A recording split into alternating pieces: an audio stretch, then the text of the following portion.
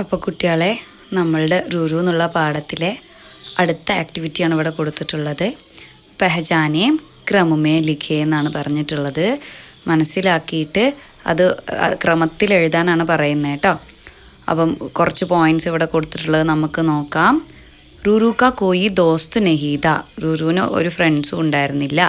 റുരു ചിടിയാക്കെ പീച്ചേ ചൽപ്പട, റുരു ചിടിയേൻ്റെ പിന്നാലെ പോയി. അമ്മീനെ ചിടിയാക്കെ ബച്ചേക്കോ ജേബ് മേ രഖ് ലിയ, അമ്മ ആ പക്ഷീൻ്റെ കുട്ടികളെ പോക്കറ്റിൽ വെച്ചു എന്നാണ് പറയുന്നത്. അപ്പോൾ ഇത് വായിക്കുമ്പോൾ നമുക്ക് ആ കഥയിലുള്ള ഏതൊക്കെയോ ഒരു പോർഷൻ ഇങ്ങനെ സ്റ്റെപ്പായിട്ട് എഴുതിയ പോലെയല്ലേ പറയണേ. അതും മാറ്റിയിട്ട് എഴുതിയിട്ടുള്ളത് അല്ലേ. അത് ഒരുമിച്ച്, അതായത് ക്രമത്തിൽ എഴുതാനാണ് നമ്മളോട് പറഞ്ഞിട്ടുള്ളത് കേട്ടോ.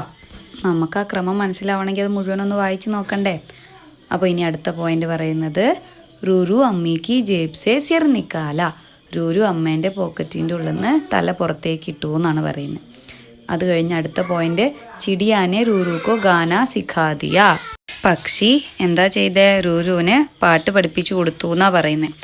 ബച്ചെ ജമീൻ പർ ബേഹാൽ പടേതേ, ആര് കിളിക്കുഞ്ഞുങ്ങൾ താഴെ നിലത്ത് എന്താ പറയുക വീണ് കിടക്കുമായിരുന്നു എന്നാണ് പറയുന്നത്. റുരു ഏക്ക് കങ്കാരുക്ക ബച്ചാധ, റുരു എന്താണ്, ഒരു കങ്കാരുവിൻ്റെ കുട്ടിയാണ് എന്നാണ് പറയുന്നത്. അപ്പോൾ ഇനി ഇത് ക്രമത്തിൽ എഴുതുന്നതിൻ്റെ ഭാഗമായിട്ട് ആദ്യത്തെ പോയിന്റ് അവർ തന്നെ കൊടുത്തിട്ടുണ്ട്. എന്ത്, റുരു ഏക്ക് കങ്കാരുക്ക ബച്ചാധ, അത് ആദ്യത്തെ ക്രമത്തിൽ എഴുതിയിട്ട് തുടങ്ങിയിട്ടുണ്ട്. ഇനി അടുത്തത് ഇതിലേതാ വരാമെന്ന് ആർക്കെങ്കിലും ഒരു ഐഡിയ ഉണ്ടോ?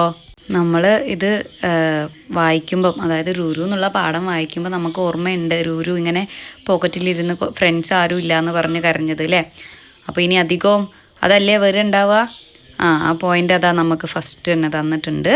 റുരു കാ കോയി ദോസ്ത് നഹീത അല്ലേ, റുരുവിന് ഒരു ഫ്രണ്ട്സും ഉണ്ടായിരുന്നില്ല.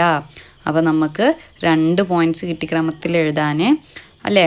റുരു ഏക്ക് കങ്കാരു കാ ബച്ചാധ എന്ന ഫസ്റ്റ് പോയിന്റ്, സെക്കൻഡ് പോയിന്റ് റുരു കാ കോയി ദോസ്ത് നഹീത, രണ്ടാമത്തെ പോയിന്റ് പോയി. ഇനി മൂന്നാമത്തെ പോയിന്റ് ഏതായിരിക്കും?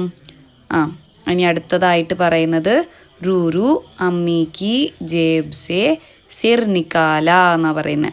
അതായത് അമ്മേൻ്റെ പോക്കറ്റിൻ്റെ ഉള്ളിൽ നിന്ന്, ആ അമ്മയുടെ ജേബിൻ്റെ ഉള്ളിൽ നിന്ന് എന്താണ് തല പുറത്തേക്ക് ഇട്ടു എന്നാണ് പറയുന്നത് അടുത്തതായിട്ട്. അങ്ങനെ തന്നെയല്ലേ കഥേൻ്റെ സന്ദർഭങ്ങൾ ഇങ്ങനെ പോകുന്നത്. റുരുവിനെ ആദ്യം നമുക്ക് പരിചയപ്പെടുത്തി തന്നു, കങ്കാരുവിൻ്റെ കുഞ്ഞാണെന്ന് പറഞ്ഞിട്ട്. പിന്നെ റുരുവിന് ഒരു ഫ്രണ്ട്സും ഇല്ല എന്നുള്ളത് നമുക്ക് കഥയിൽ നിന്ന് മനസ്സിലായി. പിന്നെ അത് കഴിഞ്ഞ് അമ്മ റുരുവിനെ മെല്ലെ പോക്കറ്റിൽ നിന്ന് ഇറക്കി വിടുന്നുണ്ട് ഇല്ലേ. അതാണ് ഇവിടെ സന്ദർഭം പറയുന്നത്.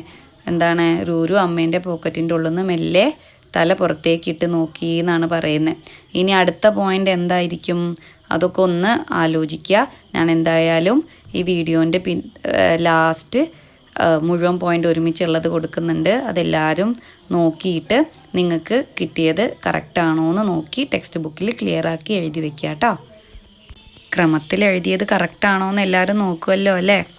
അപ്പോൾ എല്ലാവരും ഇത് കറക്റ്റാണോ എന്ന് നോക്കിയിട്ട് ടെക്സ്റ്റ് ബുക്കിലും അതേപോലെ നോട്ടിലും ക്ലിയറാക്കി എഴുതി വെക്കുക കേട്ടോ.